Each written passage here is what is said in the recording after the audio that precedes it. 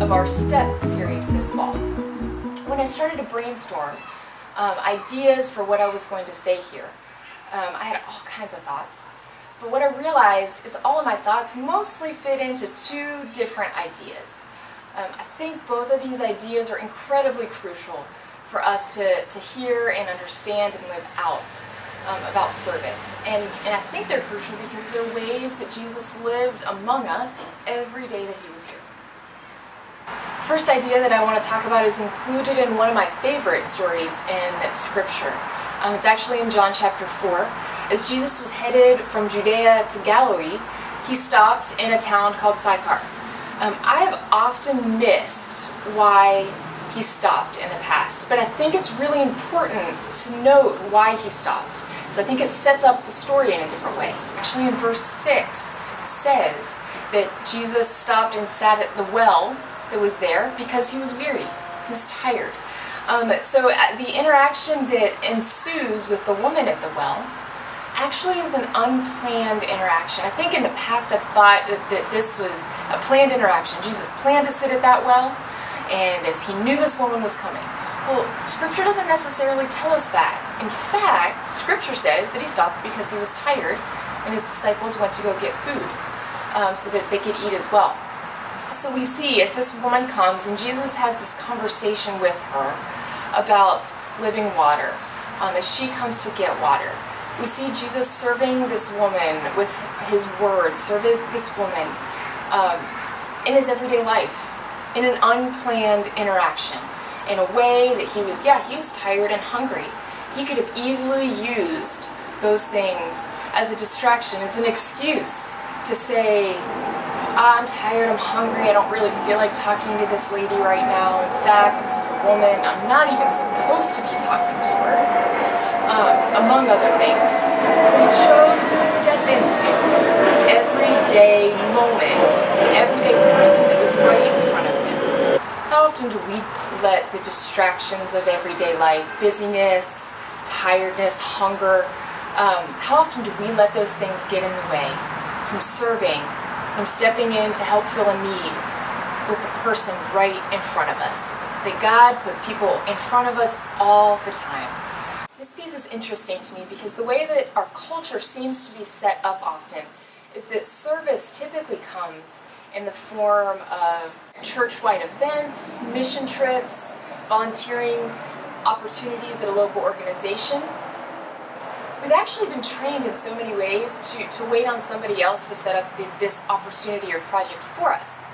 But as I started to think about this, what if we were to look at these opportunities as jumping off points, as perspective shapers, as ways that we can continue to live our life every day in looking for opportunities. It may not be a project every day, it's not going to be a mission trip every week, but what are the everyday opportunities that we can step into?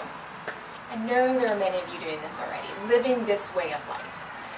So my question for you is, how can you bring someone else in this way of life with you? Recently I was emailed a story from a friend that fits perfectly with what I'm talking about, and I just wanted to read you a piece of that story. A short while ago, I took a downtown stroll from my office to get some cake from Edgar's.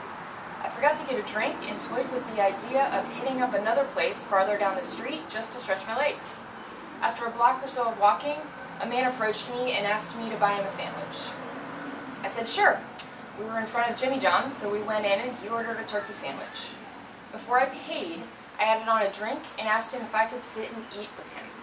His facial expression told me he wasn't too excited about making a conversation with a stranger, but I had my cake and I wanted a little company.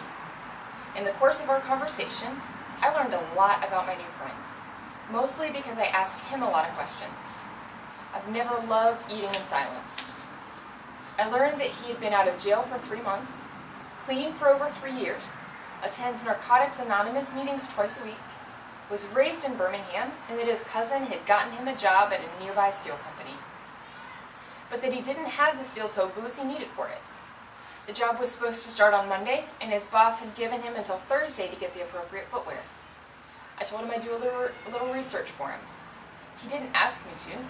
but with only one obstacle standing in his way, it seemed foolish not to try and help.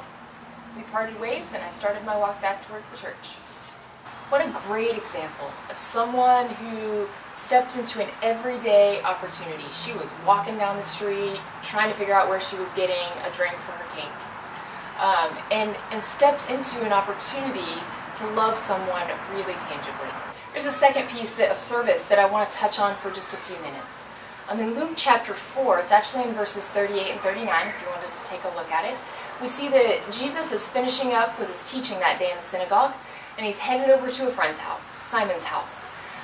When Simon and Jesus arrive at his house, they discover that Simon's mother-in-law has a really high fever.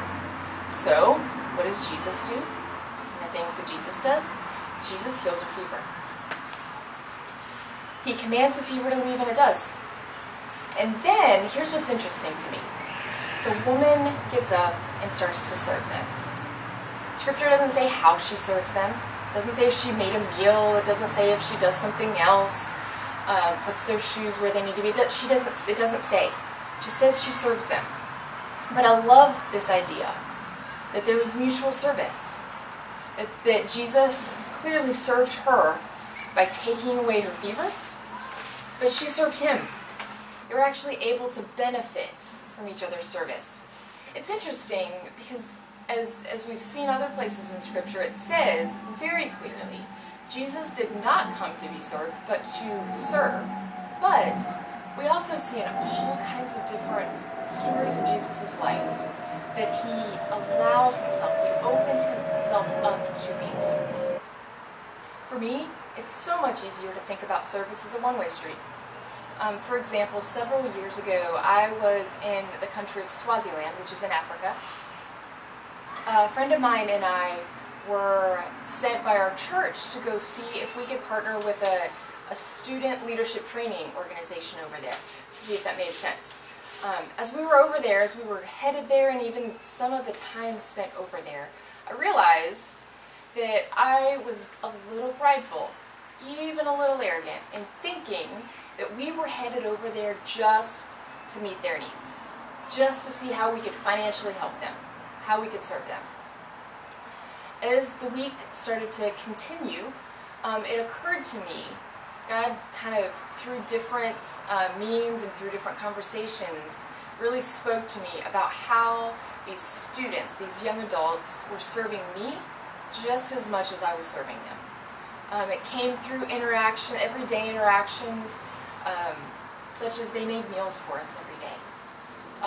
At our break in the afternoon, they made sure that my friend and I had our cup of coffee or our cup of tea. And then there were these conversations where not only was I asking them about their faith, but they were asking me about my faith. And we were having these back and forth conversations and strengthening each other in our faith. It was one of the first times I remember going, oh my gosh, this has to be a two-way street. I have needs and they have needs, and we're able to serve each other in the same moment. Okay, one last story as we wrap up. Do you remember when Paul, Timothy, and Silas were traveling to Macedonia because Paul had seen a vision of a man who said, please come help us? It's in Acts chapter 16, and when they got to Macedonia, they found no man. They couldn't find a man. But on the Sabbath, they were sitting with women outside the city gate in Macedonia. They sat and they shared about Jesus. And at least one of these women came to believe.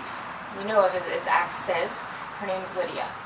Immediately after that, Lydia invites these guys back to her house to share in a meal with her.